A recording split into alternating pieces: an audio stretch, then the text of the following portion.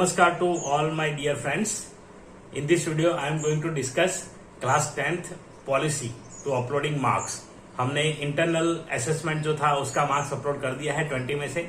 यहाँ पे सीबीएसई ने सर्कुलर में ये बताया है कि अब जो 80 मार्क्स का एग्जाम होने वाला था बोर्ड का वो कैंसिल हो चुका है, तो उसके बदले में मार्क्स कैसे टेबुलेशन किए जाएंगे, तो इसका पूरा पॉलिसी यहाँ पे दिया है। तो इस वीडियो में आपको मैं डिटेल में इसकी पूरी जानकारी देने वाला हूँ, तो वीडियो में बने रहिए। आप अगर क्लास 10 के स्टूडेंट है या तो टीचर है या तो स्कूल में कहीं से कनेक्टेड है और आप क्लास 10 से एसोसिएटेड है, तो ये वीडियो आपके लिए काफी इंपॉर्टेंट होने वाला है।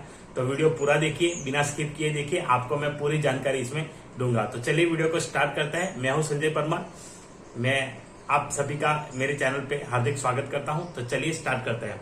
सबसे पहले देखिए यहाँ पे policy for tabulation of marks for class 10 board exams 2021 based on the internal assessments conducted by schools. तो यहाँ पे मैं आपको बता दूं, इंटरनल असेसमेंट जो 20 मार्क्स थे वो नहीं है। यहाँ पे ये जो ऑब्जेक्टिव क्राइटेरियन जो बोला था सीबीएसई ने, वो यहाँ पे डिसाइड किया है और इसमें ये कहा गया है कि कैसे मार्क्स आपको मिलेंगे क्लास 10 के स्टूडेंट्स को। तो उसके बारे में यहाँ पे पूरी डिटेल में यहाँ पे जानकारी सीबीएसई ने सर्कुलर में दी है, तो वही मैं आपको बताऊंगा। तो चलिए स्टार्ट करते हैं। तो यहाँ पे क्या शेड्यूल रहेगा, आपका रिजल्ट कब आएगा, वो पूरी जानकारी आपको इसमें मिलेगी। तो वीडियो को अंत तक जरूर देखिए। तो चलिए सबसे पहले यहाँ बात करते हैं कि ऑब्जेक्टिव पॉलिसी क्या रहेगी। सो यहाँ पे देखिए लिखा है कि developing N unbiased and transparent academic record based on realistic evaluation of academic performance of students is the important objective before all of us. While undertaking this task, 4 key principles of any evaluation, namely reliability, fairness, flexibility and validity should be followed during the evaluation process. तो ये नहीं है कि marks हमने ऐसे ही करके दे दिए या तो फिर मार्क्स स्कूल जैसे चाहेगा या तो टीचर्स जैसे चाहेंगे वैसे मिलेंगे, ऐसा नहीं है। ये जो पूरा मार्क्स आपको मिलने वाला है वो आपके पास्ट परफॉर्मेंस के ऊपर से मिलने वाला है। तो आपने स्कूल में जितने भी एग्जाम्स कंडक्ट हुए हैं उस एग्जाम में आपका कैसा परफॉर्मेंस रहा, तो उसके आधार पे यहाँ पे रिजल्ट निकलेगा। और उसके बाद यहाँ पे पिछले 3 साल का जो स्कूल का रिजल्ट रहता है, एवरेज सब्जेक्ट रिजल्ट है, तो उसको भी देखा जाएगा और दोनों चीज यहाँ पे मिला करके आपका रिजल्ट बनने वाला है। तो यहाँ पे यही लिखा है, देखिए, the internal assessment of for 20 marks will be as per the existing policy. तो ये यहाँ पे हो चुका है, तो इसको हम अभी नहीं देखेंगे। यहाँ पे सीधा देखते हैं कि बोर्ड एग्जामिनेशन में इन्होंने क्या किया है। बोर्ड एग्जामिनेशन के बदले जो मार्क्स जाएंगे 80, उसमें क्या किया है। तो इसमें देखिए पहले लिखा है based on the marks scored by the candidate in different test exams conducted by the school during the year. तो पूरे ईयर के दरमियान जितने यूनिट टेस्ट हुए हैं, पीरियोडिक टेस्ट हुए हैं, हाफ ईयरली एग्जाम हुआ है और प्री बोर्ड हुए हैं, उसके ऊपर से जो मार्क्स मिले हैं उसके अकॉर्डिंग आपका रिजल्ट कैलकुलेशन होगा। The mark should be in consonance with the past performance of the school in class 10 board exam. तो अभी मैंने बताया आपको कि आपका जो पास्ट परफॉर्मेंस होगा वो यहाँ पे मायने रखता है। तो देखिए क्या है, तो इसमें सबसे पहले ये स्कूल के लिए है कि स्कूल क्या करेगा। तो ये school shall from a result committee consisting of principal and 7 teachers for finalizing the result. तो यहाँ पे 5 टीचर जो है वो रहेंगे, उसमें से 3 रहेंगे सब्जेक्ट के, मैथ, साइंस, सोशल साइंस, और कोई भी 2 लैंग्वेज टीचर यहाँ पे इस कमिटी में इन्वॉल्व रहेंगे। ऐसे 5 टीचर हो गए और 2 टीचर जो है and 2 teachers from neighbouring school should be co-opted by the school as the external members of the committee.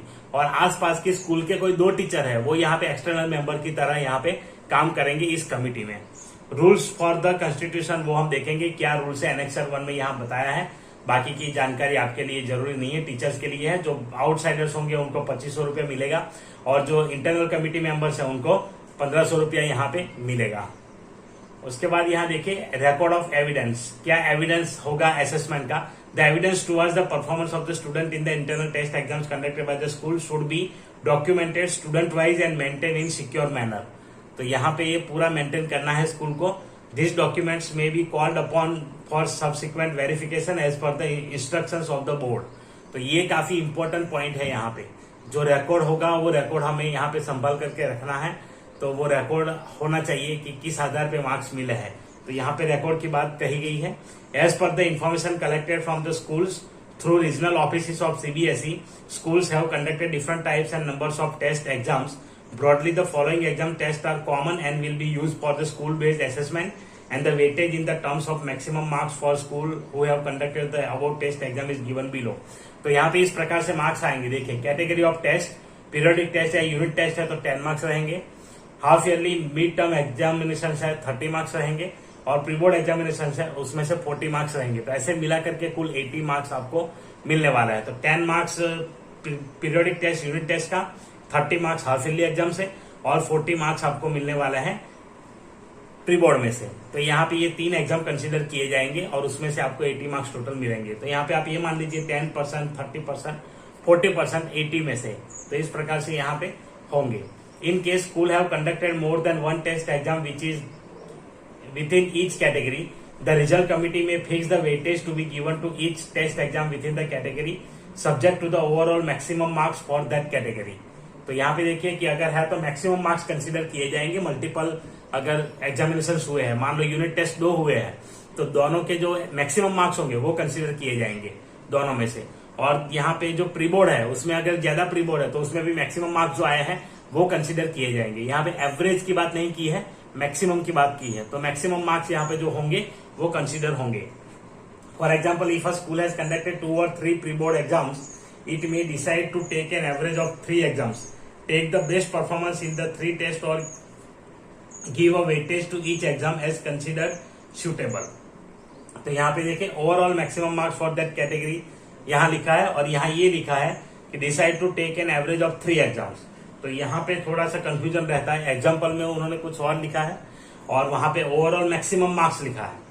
तो ये थोड़ा सा मुझे यहाँ पे कंफ्यूजन लग रहा है कि एग्जैक्ट करना क्या है। यहाँ पे लिखते हैं ओवरऑल मैक्सिमम मार्क्स और यहाँ लिखा है it may decide to take an average of 3 exams, take the best performance in the 3 test or give a weightage to each exam as considered suitable. तो यहाँ पे दोनों चीजें कही है कि एवरेज भी ले सकता है और मैक्सिमम भी ले सकता है। तो मेरे हिसाब से ये होगा। There are some schools where 1 or more of the above 3 categories of test exam have not conducted. Further, there may be differences in terms of mode of conduct of examination, online, offline. Also, it is possible that some of the students may not have appeared in any or some of the examinations conducted by the schools. तो कुछ students यहाँ पे एक भी exam में appear नहीं हुए होंगे या तो कुछ एग्जाम्स में अपियर नहीं हुए हैं, तो उनके लिए क्या किया जाएगा? In the above cases, result committee constituted by the school will have to address these challenges based on the analysis and study of the situations prevailing in the school and thereafter draw up a criterion for the assessment of 80 marks। तो यहाँ पे इस case में जो school committee बनी होगी result के लिए वो यहाँ पे तय करेगी कि क्या करना है।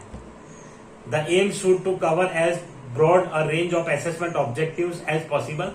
The rationale for the criteria should be well thought out, objective and should be documented in the form of rational document annexure 2। तो वो देखेंगे एनेक्सर 2 में क्या दिया है। Explaining in detail how the school assess marks have been determined out of 80 in this cases where all 3 categories of test exam have not been conducted by the school and in cases where students have not appeared in any or some of the test exams category selected for the assessment. तो यहाँ पे उनके लिए specially क्या करना है वो यहाँ पे नीचे दिया है, वो भी हम देखेंगे। अब assessment standardization, as marks will be allocated at school level, they will strictly not be comparable across schools due to variations in the quality of question papers। तो यहाँ पे कंपेयर नहीं करना है ताकि quality of question paper different हो सकता है, स्कूल लेवल पे अलग अलग क्वेश्चन पेपर हो सकता है। तो इसलिए the evaluation standard and the process, the code of conduct of exams etcetera. Therefore to ensure standardization each school will have to internally moderate the marks to account for the school level variations by using a reliable reference standard। तो यहाँ पे reference standard क्या होगा? The historical performance of the school in terms of best overall performance in the previous 3 years board examination will be taken as the reference for moderating the marks assessed by the school for 2021। तो यहाँ पे पिछले 3 साल का result भी देखा जाएगा जैसे मैंने आपको पहले बताया। तो यहाँ पे लिखा है देखिए 2017-18, 18-19 और 19-20। इसमें अगर 17-18 में 72% है, 18-19 में 74% है और 19-20 में 71% है, the school will use the subject wise averages of 18-19। तो यहाँ पे 18-19 को यूज करना है जहां पे 74% था। Which are the highest for the moderation, the selected year will be reference year for the school. For each subject the school will have to follow a broad distribution of marks which will be based on the performance of the reference year by that school in that subject. तो उस particular subject में आपको उस हिसाब से देखना है, जो रेफरेंस ईयर लिया है उसके हिसाब से रिजल्ट यहाँ पे होना चाहिए, उसके करीब आना चाहिए। The subject wise assessment marks assessed by the school for 2021 should be with in a range of +2 marks obtain bye the school in the subject in the reference year. तो यहाँ पे +2 मार्क तक चलेगा कि उतना हो सकता है तो ठीक है। However, the overall average marks for the school assessed in 2021 for all 5 main subjects should not exceed the overall average marks obtained by the school in the reference year। तो ये भी होना चाहिए, उसके साथ साथ जो एवरेज मार्क्स बनता है वो उससे ज्यादा भी नहीं होना चाहिए।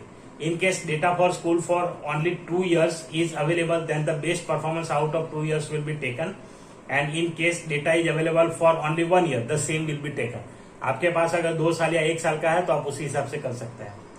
Marks obtained by the student of the school in the subject in a previous board examination have been taken for the purpose of internal moderation, as this is based on own performance of the school and thus reasonably reliable, unbiased and fair reference standard। अब यहाँ पे ये चीजें लिखी तो है, लेकिन देखिए पिछले साल में जो स्टूडेंट्स थे और इस साल में जो स्टूडेंट है उसमें डिफरेंस भी हो सकता है। तो उस रिजल्ट को अगर हम देखेंगे तो मैं समझता हूं कि ये भी एक तरीके से अगर देखेंगे तो उतना तो ठीक नहीं रहेगा, ताकि ऐसा होता है कि कुछ बैच में जो स्टूडेंट्स होते हैं, ज्यादा स्टूडेंट्स अच्छे होते हैं तो अच्छा रिजल्ट आ सकता है, और कुछ बैच में स्टूडेंट ऐसे होते हैं जो मतलब ओवरऑल 80% स्टूडेंट ऐसे होते हैं जो अच्छा परफॉर्म नहीं कर पाते, किसी न किसी रीजन से नहीं कर पाते। तो यहाँ पे वो थोड़ा सा जस्टिफिएबल नहीं है मेरे हिसाब से। तो अगर ये कंसीडर करेंगे तो ये भी थोड़ा दिक्कत वाला तो है ही, यहाँ पे कुछ कंफ्यूजन वगैरह रहता है। तो ये पता नहीं यहाँ पे दिया है तो इसके अकॉर्डिंग ही करना है। In schools where students are appearing in class 10 board exam for the first time and hence have no historical data available, the board will provide the details for the district, state and national average of last 2 years performance in the board exams and the best performance in terms of overall average score from among the district, national and state averages will be taken as the reference।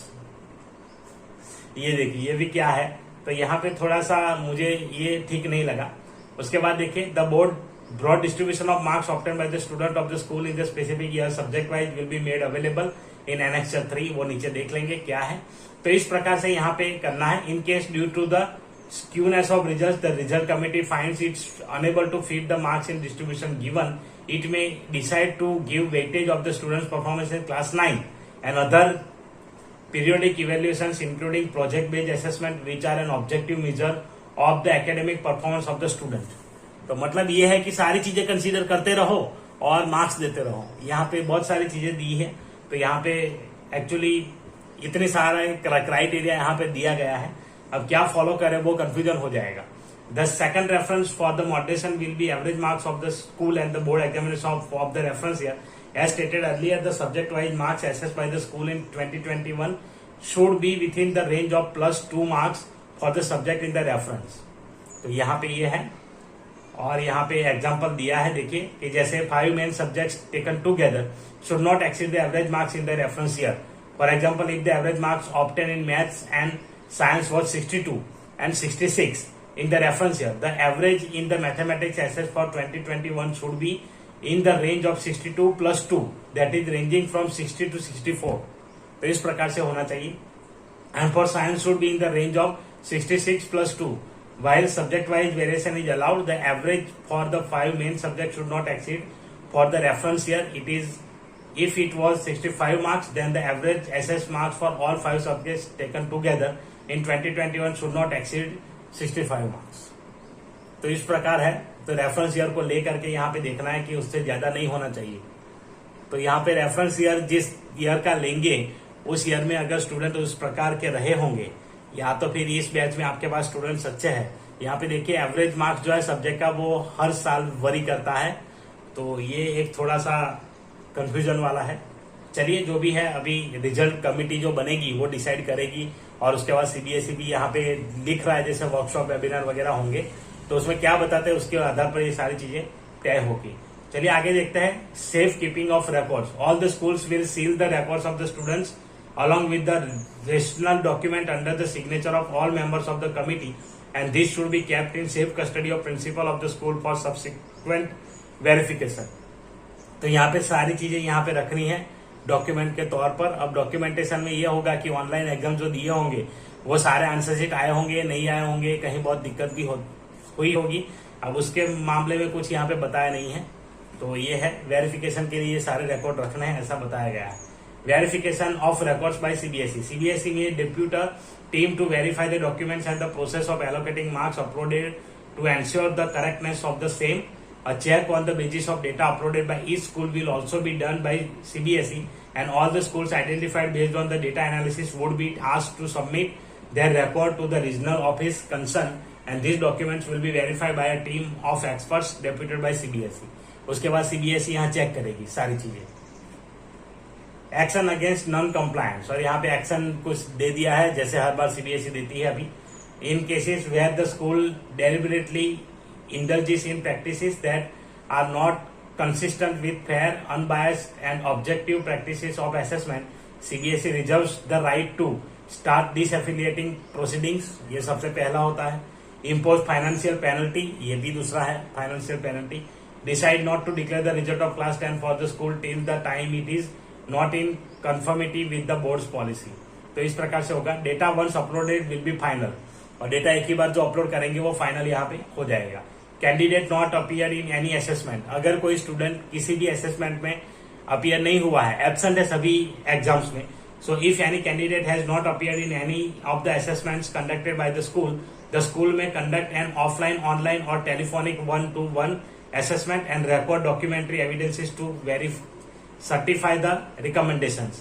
The student may be assessed objectively on that basis by the school out of maximum marks of each subject. तो यहाँ पे हर subject का जो होगा तो यहाँ telephonic या तो ऑफलाइन ऑनलाइन एग्जाम होगा उनका एक असेसमेंट, और उसको रिकॉर्ड किया जाएगा। कैंडिडेट्स विथ बेंचमार्क डिसेबिलिटी, तो यहाँ पे अगर डिसेबिलिटी है तो उनके लिए यहाँ पे दिया है has not appeared in any of the assessment conducted by the school में consider other activities, portfolio, presentations, project, quiz, oral test, etc. done by the school candidates during the session for assessment in place of offline, online assessment, record documentary evidence in such cases। तो यहाँ पे ऐसा अगर है तो आप ये कर सकते हैं। Result for more than 5 subject, तो जैसे हमारे स्कूल में 6 सब्जेक्ट है तो उसके लिए क्या होगा, in case a student has offered different subjects other than 5 major ones, that is painting, music, और offered more than 5 subjects, then mean marks of the best 3 subjects out of allotted marks after conversion in case maximum marks are other than 80 may be awarded in these subjects. While calculating marks, maximum marks being allotted to the school be kept in mind. Details of maximum marks can be seen at this document. Page number यहाँ reference दिया है तो आप ये document यहाँ पे refer कर सकते हैं। ग्रेस मार्क्स अगर जरूरत पड़ी तो सीबीएसई यहाँ पे देगी जैसे बोला है।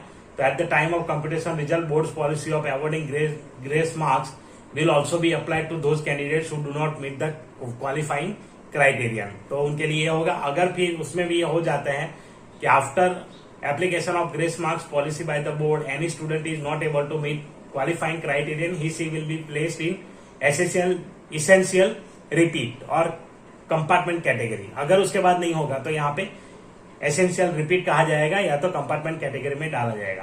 कंडक्ट ऑफ कंपार्टमेंट एग्जामिनेशन फिर सीबीएसई पोर्टल पे यहाँ पे आपको पता चलेगा कि कब आने वाला है, उस टाइम पे देना होगा। और ये स्टूडेंट जो मतलब क्वालिफाई नहीं कर रहे हैं उनको 11th क्लास में अलाउ करना है जब तक वो रिजल्ट कंपार्टमेंट का डिक्लेयर नहीं होता है। यहाँ पे policy for verification marks providing photocopy of answer book री evolution. As assessment has been done by the schools and the answer books have been shown handed over to the students by the school, process of verification of marks providing photocopy and re-evaluation scheme will not be applicable for 2020-21। तो यहाँ पे ये जो है वो applicable नहीं है। तो यहाँ पे री-एवोल्यूशन के लिए कुछ भी मिलेगा नहीं स्टूडेंट्स को, क्योंकि ये स्कूल लेवल पे है, इसलिए यहाँ पे बोला है कि ये वेरिफिकेशन इस बार नहीं होगा। मैथमेटिक्स और यहाँ पे उसकी बात की है तो वो कॉमन रूल है जो मैथमेटिक्स का है, और क्लास 11th में बेसिक वालों को भी यहाँ पे मैथ्स मिल सकता है, और बाकी ये सर्कुलर में डिटेल दिया है वो आप जा करके देख सकते हैं। Schedule of activities, the timelines given, वो टाइमलाइन जो है हम देखेंगे अभी। सपोर्ट स्कूल को क्या मिलेगा सीबीएसई की ओर से ये दिया है। स्ट्रीम इन क्लास 11, तो क्लास 11 स्ट्रीम के लिए सीबीएसई का कोई ऐसा रूल नहीं है, कोई भी स्ट्रीम कोई भी स्टूडेंट कोई भी सब्जेक्ट ले सकते हैं as per CBSE. But schools में क्या होता है कि स्कूल्स में कुछ क्राइटेरिया डिसाइड किया होता है, उसके अकॉर्डिंग आपको सब्जेक्ट्स मिलते हैं। तो स्कूल लेवल पे आपको यहाँ पे देखना होगा। उसके बाद ये प्राइवेट और पत्राचार और सेकंड चांस कंपार्टमेंट यहाँ पे दिया है, तो उनके लिए सेपरेट असेसमेंट का पैटर्न दिया जाएगा। तो आइए देखते हैं अब ये रिस्पॉन्सिबिलिटी रूल्स कमेटी में कौन कौन क्या करेगा वो यहाँ पे दिया है। तो वो अभी स्टूडेंट्स के लिए इंपॉर्टेंट नहीं है, तो अभी इसको छोड़ देते हैं।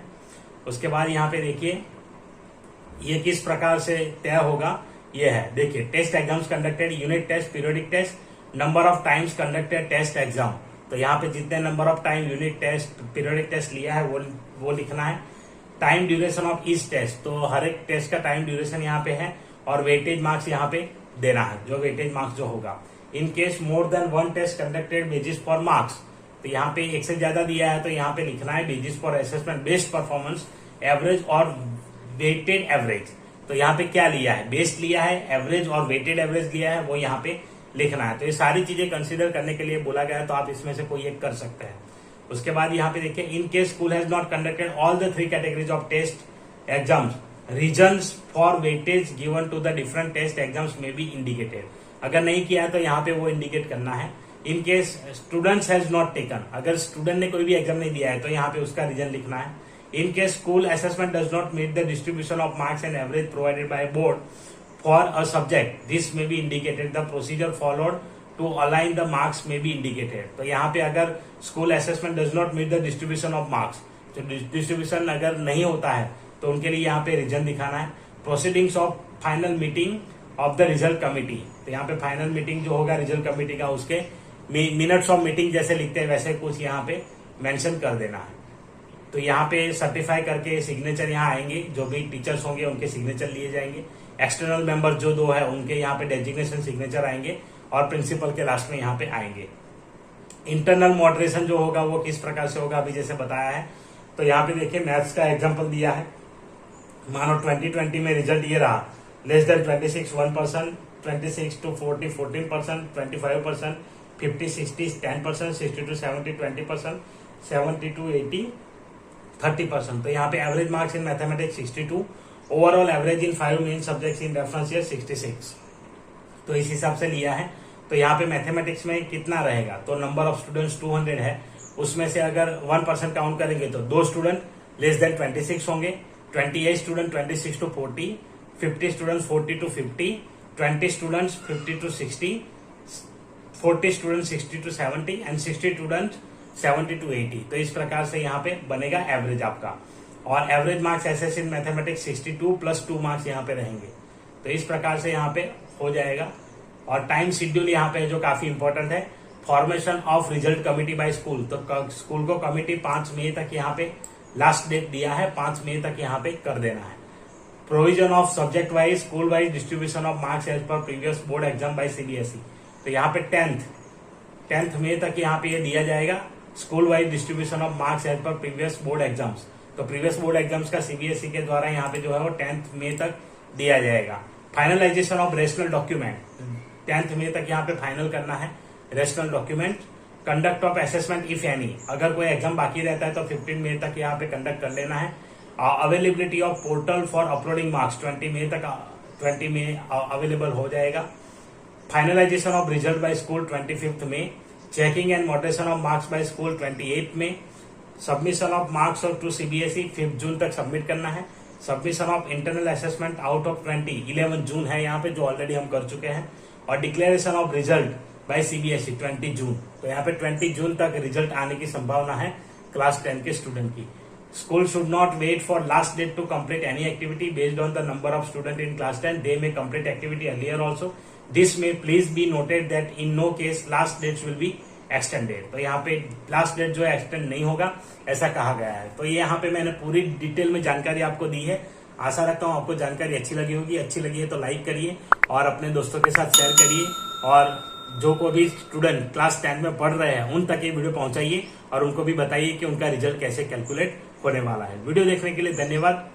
चैनल पे बने रहिए, अगर नए हैं चैनल पे तो सब्सक्राइब करिए, बेल नोटिफिकेशन आइकन प्रेस करिए और ऐसे ही वीडियोस देखते रहिए। चलिए मिलते हैं अगले वीडियो में, तब तक के लिए बाय बाय।